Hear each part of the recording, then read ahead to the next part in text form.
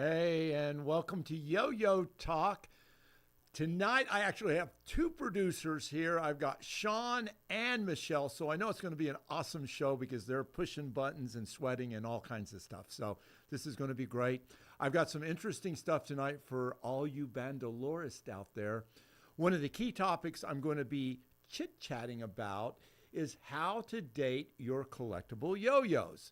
It's a very common question I get all the time from collectors. Everybody seems to want to know more information about how to identify a yo-yo when they pick it up and they're looking at it. So there's a lot of cool tips I'm going to give you to help identify, sometimes pretty specifically, how old the yo-yo is. And I'm going to have that little segment coming up on later in the show. Something to live for, or at least hang around for a couple more minutes watching the show.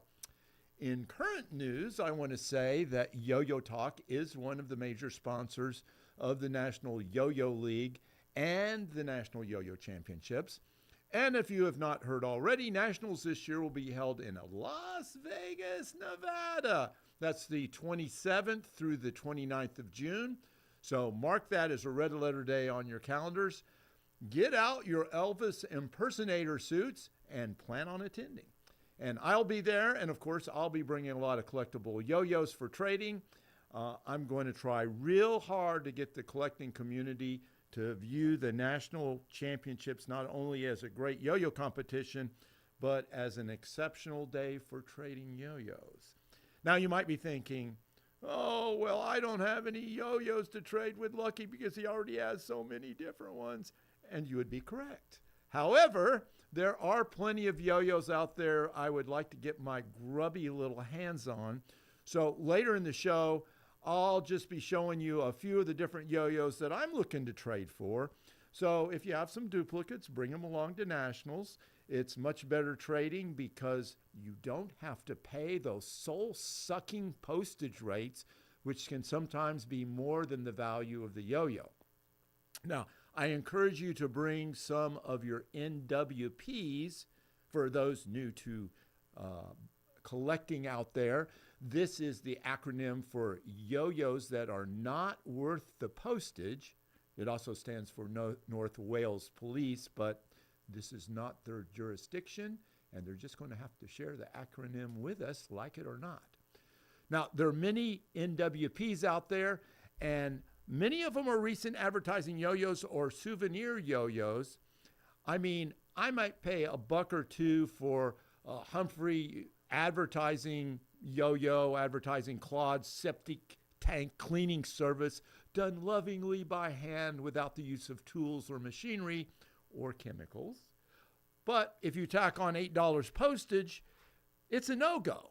Same goes if you happen to have a souvenir yo-yo from the Cockroach Museum in Plano, Texas. Actually, I doubt that yo-yo even exists. And as I think about it, I would probably pay the postage for that one. But anyway, I think you know where I'm going with this concept of the NWPs. Those are some of the best yo-yos to trade in person because both sides are getting a great deal because the Postal Service is not getting its cut. I mentioned I'm going to be at Nationals. I'm negotiating for having a short speech on Friday night when they break out into the various groups. The title will be Yo-Yo Mythbusters, and I'm going to bust apart 3 different myths that are ingrained into society about yo-yos. So that alone will be the worst of price of admission to Nationals. Hopefully we'll be able to have Lucky's 15 seconds of fame, which will probably occur on Saturday. We'll also have the trivia contest. Also, I'm hoping to host that on Saturday as well. And then on Saturday, we will recognize all the individuals that are in attendance that are in the National Yo-Yo Hall of Fame, as long as they give me the appropriate bribe. Otherwise, I may forget their present when I'm calling up on stage. Anyway, we'll have a nice memento for all the Hall of Famers that are in attendance. And we'll be recognizing the 3 inductees from 2024, which are Tommy Smothers, Larry Sayco, and Don Watson. Sadly, none of these inductees will be in attendance unless we conduct a seance at midnight on Saturday because these legends have all passed. However, if anybody out there has contact information for any of these families of those inductees, please send it to me. We would love to have a family member accept the plaques, or even if you had the mailing address where we can send the plaque and the very nice Hall of Fame patch to the family. So thank you for that ahead of time. Now, speaking of the Hall of Fame inductees, I will be posting a link to the 3 videos of these inductees on yoyos.net. There's a Yo-Yo Talk blog email there, which I hope you guys will all sign up for. I won't be sending it out often, so it's not going to fill your inbox up with a bunch of garbage or spam and that sort of thing. But I would encourage you, if you're interested in the Hall of Fame or collecting yo-yos or Yo-Yo Talk, to sign up for the email. And I'll send out little reminders when we're going to have Yo-Yo Talk, which is really the first Thursday of every month. Because sometimes people forget, and the whole idea is to watch this show live and interact. And please put your interactions and messages up there. I see some of them are popping up already. I can't see those up there on the big screen, though, but I'm not sure why. Before I talk about how to date your collectible yo-yos, let me see if we have anything worthy of commenting on. What do we have there, Sean? Anything I need to answer right now? No, just people saying hello. Good. I'm glad you all are chiming in. I want you to chime in. Looking forward to Trivia Nationals. Great. Seek retribution against Ted. He has a vendetta against Ted, apparently, once his head was off. Oh, okay. Okay. All right. Well, I always like to see people chiming in when they are watching the show. I also like seeing people sending me gold doubloons in the mail. It's just a suggestion, not a requirement for watching the show, though. One more thing before we start dating yo-yos. Right now, for each episode, I'm trying to put out something I'll call a new discovery. However, it may not be new to you, but it's new to me, and I think it would be worth talking about or showing or discussing.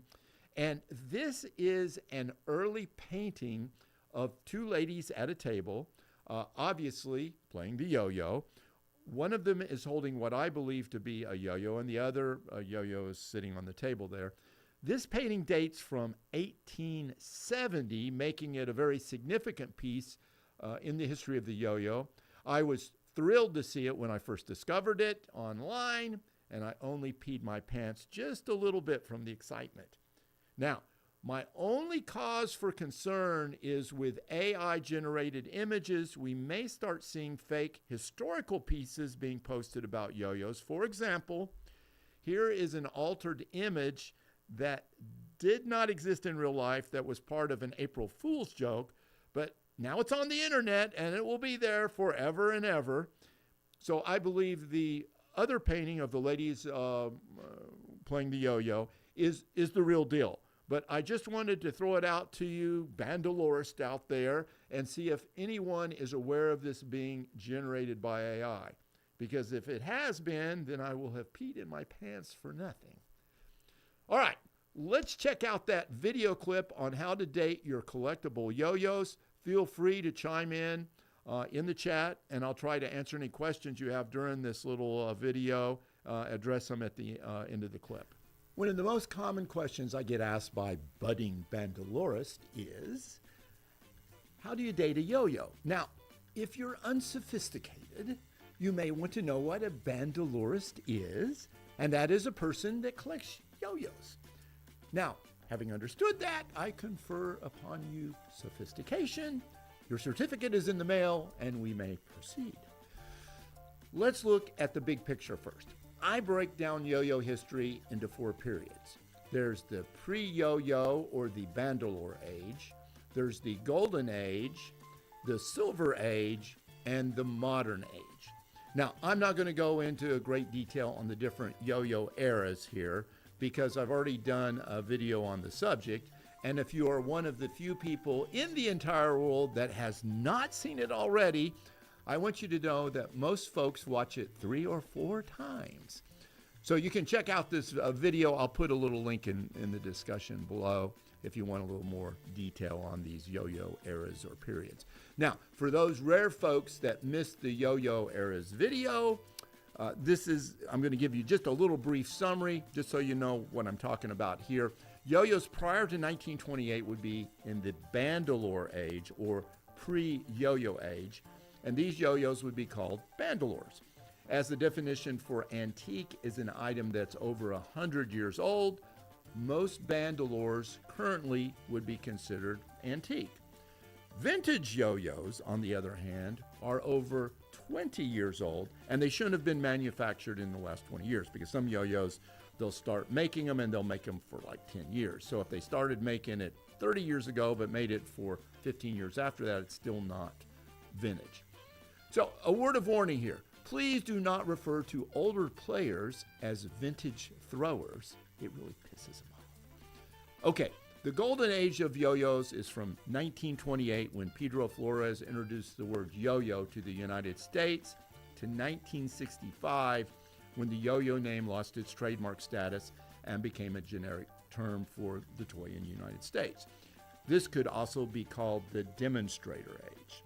The silver age, some might call this the responsive age, is from 1965 to 2000, and the modern age or unresponsive age is from 2000 until current. So you've got this yo-yo and you want to know what the age is. First, you want to look at the seal on the yo-yo. If there is no seal, excluding some very rare exceptions, the yo-yo is pretty much worthless as a collectible. Now, once you have identified what is on the seal, the next step would be go to a good guide, and I would suggest, and I can assure you I am completely unbiased in this recommendation, Lucky's Collector's Guide to 20th Century Yo-Yos. And you can see if it is listed. If the yo-yo appears in the guide, then it's going to be either a Golden Age yo-yo or a Silver Age yo-yo. But what if you're at a flea market or a garage sale and you find a yo-yo and you are not carrying around this guide with you as required by federal law and many local ordinances? Well, what should you do? I'm going to give you several little tips on how to identify a possible age for the yo-yo. Now, if you are not a Bandalorist, please quit watching right now. These are secret tips only for the ears of those that identify as certified Bandalorists. Anybody learning these tips that is not a Bandalorist will never win the lotto, so don't risk it. Okay, so let's start by looking at this fine specimen of a yo-yo. This yo-yo is individually packaged in a poly bag, but it busted open, so this is a good chance to show a yo-yo that was originally in a package but now loose. The yo-yo has no seal, but because it still has its display card, it has some provenance. Plus, these concentric ring yo-yos are unusual for having jewels, and these features does make this particular yo-yo an interesting collectible. But how old is it? Well, first tip. Prior to around 1960, most yo-yos were retailed in display boxes. None of these yo-yos were usually individually packaged. Individual packaging of yo-yos didn't start until the 60s, and even though there were some companies that continued using display boxes, generally the display boxes morphed in displaying individually packaged yo-yos. And for example, here's an example of a Disney Orangeburg display box from the early 70s, which shows individually packaged yo-yos. But you can see how bulky this is and how much shelf space it takes up. Retailers are trying to make coin, so hanging cards are much more practical than display boxes for preserving shelf space. Now, returning to our concentric ring yo-yo. So we know from this tip that this yo-yo was made from 1960 or later. Now, many of these 1960 packaged yo-yos were in poly bags. In the mid to late 60s, there was a switch to blister card packaging. So we can approximately date this yo-yo to the 60s, but can we be a little more precise in dating? Perhaps. You may notice that the word yo-yo is not used on the display card. It is named a jeweled top. No mention of the word yo-yo. Not using the word yo-yo was common practice prior to 1965 by many companies producing yo-yos because Yo-Yo was a trademark of Duncan. Now, Duncan did dual training of their yo-yo demonstrators in hitman capabilities to dissuade other companies from using the word yo-yo. Okay, that's not true. But I still maintain some suspicions about Dale Oliver. I think he may have a skill set that he is not revealing to the rest of us. And you thought those carving knives were only used on yo-yos. Anyway, the word yo-yo went generic when Duncan lost the trademark lawsuit by the Royal Yo-Yo Company in 1965. So in 1965, anyone in the United States could use the word yo-yo because it became generic, but not in Canada, where the yo-yo trademark still has trademark status. Canada, I implore you, please set it free, set it free. Anyway, I would date this yo-yo somewhere between 1960 and 1965. Now, here are some more examples of polybagged yo-yos, which I feel are from this 1960 to 1965 era. And notice they are not using the word yo-yo. So here's a Parks Twirly, and this example is a giant spinner yo-yo, although it's not very giant. And here is a Natson Twirler Top, which is jeweled. All of these yo-yos are in poly bags with header cards. Other earlier Golden Age yo-yos, not using the term yo-yo, are out there, but these were not in poly bags but sold loose in display boxes. And here are a few examples of yo-yos of this type. Here's an example of one of the Flyback 45. Again, that's pre-Silver Age, Golden Age yo-yo. No word of yo-yo on the packaging. So, lack of the use of the word yo-yo would suggest that these different yo-yos that use these different terms are Golden Age yo-yos from before 1965. Now, an astute Bandalorist might say, but what about the Dell Yo-Yo Company and Royal Yo-Yo Company? Gotcha. They were using the word yo-yo on their yo-yos prior to 1965. And this, of course, is why Duncan brought the lawsuit against the Royal Yo-Yo Company and the Dell Yo-Yo Company. And Dell folded, but Royal continued on. And then you've got to consider the hitman demonstrators had not been successful in wiping out these companies, or maybe they did work in Dell, who knows? But that is only my speculation. Now, this Duncan lawsuit with Royal and the loss of the word yo-yo as a trademark also can help us identify Duncan yo-yos from different eras. Only Golden Age yo-yos made by Duncan will show the little R with a circle around it, registered trademark. It'll be either next to or most often below the word yo-yo, designated. It designates it as a registered trademark. But here's the weird thing about that. Prior to World War II, most Duncan yo-yos didn't use the registered trademark on the seal, even though they owned the registration. They didn't start displaying the registration mark until they were getting into battles over the trademark status, which was in the 50s and 60s. So most Duncan yo-yos that had a registration mark associated with the word yo-yo were made between 1949 and 1965. No registration mark? Well, you have just scored a yo-yo that's over 75 years old. Cha-ching! Now, how did other companies respond to the word yo-yo going generic? I envision in my mind massive parties involving alcohol, cocaine, and dancing girls, but more likely they just started using the word yo-yo on their yo-yos. And a good example of this is the flyback yo-yo.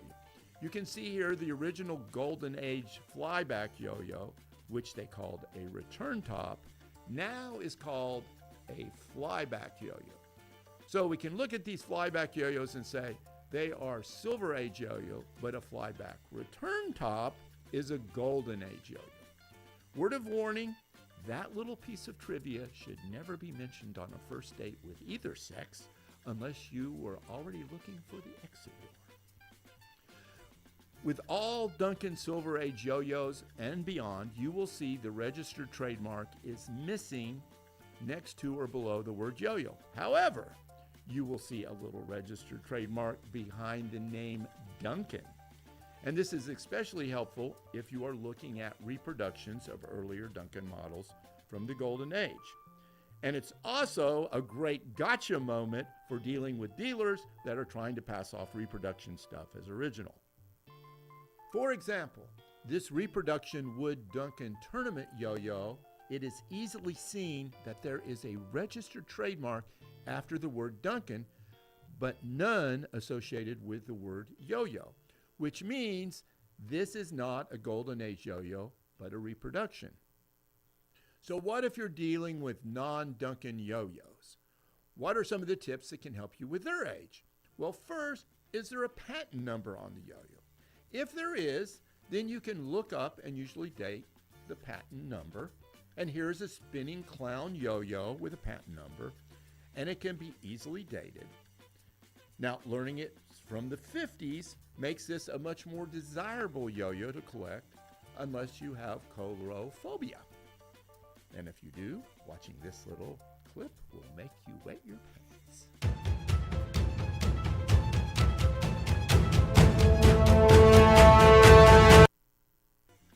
Now, what if the yo-yo says made in occupied Japan or made in the German-US zone? Well, this can definitely help date a yo-yo because occupied Japan was used from 1945 through 1952, and the German-US zone was made in 1945 through 1950. So here's an example of a yo-yo that we know was made in the 40s between 1945 and 1950. Interestingly enough, this particular yo-yo was also made earlier, even into the very early 30s. Those earlier models would not say made in the US zone, which helps date the earlier ones from the examples made in the 40s. Now, say you have an advertising yo-yo that has a phone number on it that's alphanumeric. Now, if you've never had to dial a phone number with a rotary phone, you probably also have never drank directly from a garden hose either, which means you have led a very sheltered life, and I do feel very, very sorry for you. Most phone systems had switched by the late 1960s to purely numbers. So if the yo-yo has an alphanumeric phone number on the seal, it is most likely a Golden Age yo-yo. What if you discovered a yo-yo that actually still had its mailing package, or maybe an address on a display card for the manufacturer? Can that help date the yo-yo? Well, if there is no zip code, it was probably mailed before 1963 because 5 numbered zip codes were only between 1963 and 1984. Prior to 1963, no zip codes. If there's a 9-number zip code listed on the address, then you know it was made after 1984. Personally, I think in 2025, we should go to a 12-digit zip code, if only for the one reason to help future Bandalorists date yo-yos that are being made today. So far, my requests have been unanswered by the U.S. Postal Service, but that may be because I made up my own 12-digit return address zip code. Now, what if the card that the yo-yo is on has a barcode? Would this help dating? Two-dimensional barcodes really didn't come common use until around 1977. And it's very likely that if you have a carded yo-yo with a barcode on it, it will be manufactured after 1977. Also, if you see somebody with a barcode on their neck, you can break the ice by saying, hey, I bet you got that after 1977. A scintillating conversation will usually follow. If a card has a QR code on it, QR codes didn't come around into common use until around 2010. So the chances are that this is a modern yo-yo, and as a side note, in my humble opinion, barcode tattoos on the neck are much cooler than QR code tattoos. But I may be dating myself here. So there you have it. Go out and date some yo-yos. Okay, that sounded a little bit weird if you take it out of context. Okay, hope you learned a little bit there. If not, maybe you had a good nap. Either way, it's all good. Jack, you would ask a question about, did the lawsuit bankrupt Duncan? And yes, it did, but it was multifactorial too. They spent too much money on television advertising. They were running the plant 24/7, paying overtime because they were selling so many yo-yos, and it just stopped right at one point in time, and they just got overloaded. So they went bankrupt because of several different factors. And then good to see the Nickinator on board. I do have a trivia question coming up near the end, so you're going to wait for that. I thought only the Nickinator might be able to get it, but anybody else could beat him too. So we'll see about that. That's coming up in a little bit. We had another question too. Oh, about the Indian yo-yo. No, I don't have any. I have some yo-yos from India. I think they may be Bandalores, but I don't have provenance on them. And that's the key. And that's the hard part about getting Bandalores, is having Bandalores that you actually have provenance, where you can know for sure that they were made prior to the 1928s or earlier in the case of. Now, there are a lot of paintings, these little miniature paintings, and there's one that I visited and I've shown on the show before. I went to the British National Museum, and they actually went back and let me see it and film it and all that. So those are real and there. So they definitely had around 1760s in India, they definitely had yo-yos there. Now a couple little addendums to that video clip. I did show a picture of a Bandalore, and there it is, but this is named Bandalore without an E, and this has come up in some of my discussions with other Bandalorists. Even though the word says Bandalore, technically this is not a true Bandalore because it was not made prior to 1928. It was made by Pedro Flores after he had kind of lost the trademark, or the trademark went to Duncan. This is a highly collectible yo-yo worth hundreds and hundreds, maybe thousands of dollars, who knows. This is from the early 30s, and it is one of those seals that's very easy to chip and come off. So this is in great condition. And here's another possibly confusing example of Bandalore, because it says Bandalore on the seal. This is an English company, Jacques, that made toys since the mid-18th century. So it's possible this could be a true Bandalore made before 1928, or it may have just been named Bandalore because it was made after 1928 and other folks owned the yo-yo trademark, so they may have used this to call it their yo-yo. But anyway, either way, it's highly collectible. Now, this will segue to, how do you spell Bandalore? Well, it's never a good idea to take my advice on spelling. I did very poorly in spelling bee contest, and when they came to choosing sides, they would always pick me to go to the other team. So I have seen Bandalore spelled two ways, with an E and without an E.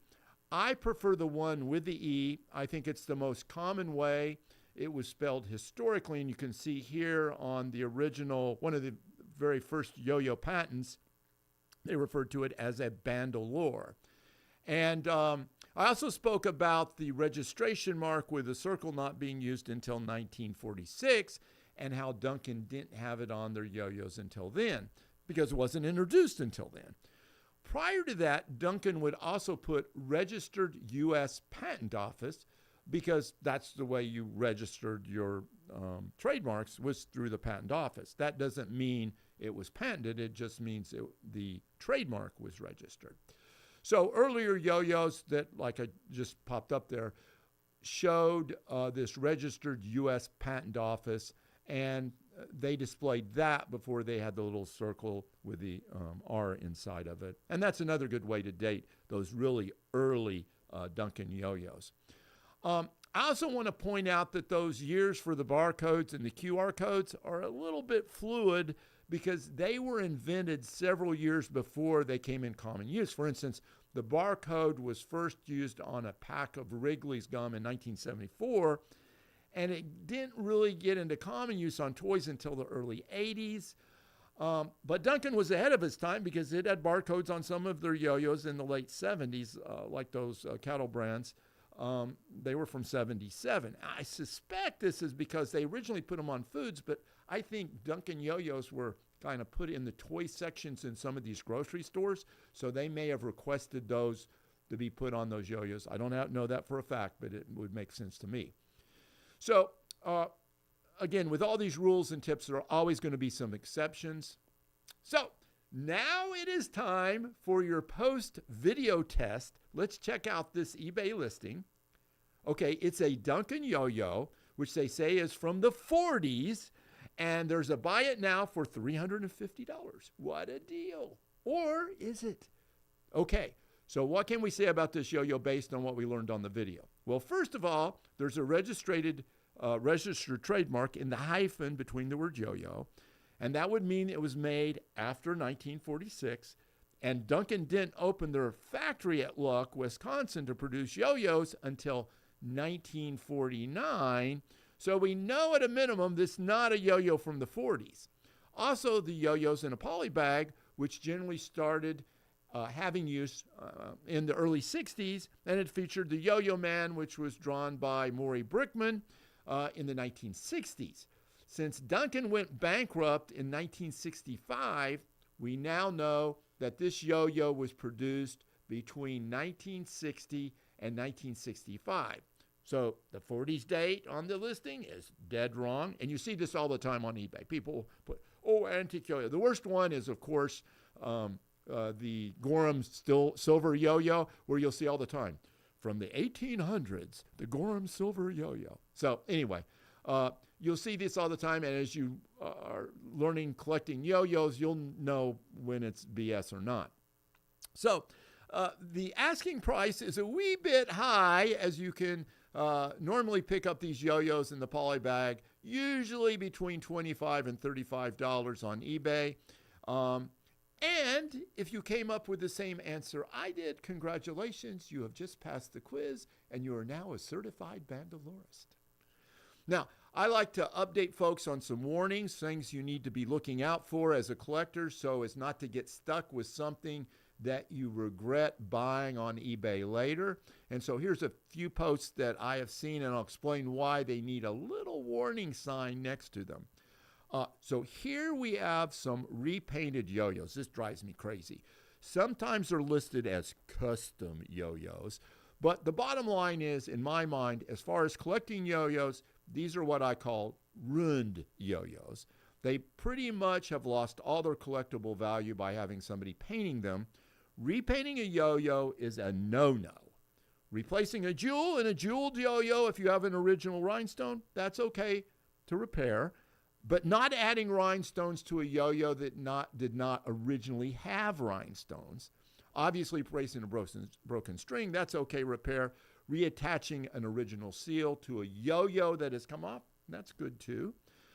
Painting a yo-yo, that is the death penalty for the yo-yo and for its collectible value. So everybody understand that?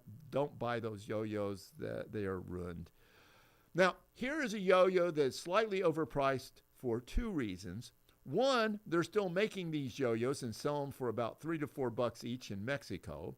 And reason two, at $3 to $4, it's still overpriced. The real danger here is collectors who are still learning about collecting.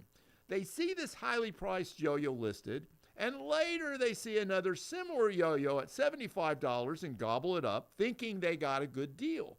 But in reality, they just bent over and dropped their pants because they based their valuation on the original grossly overpriced yo-yo.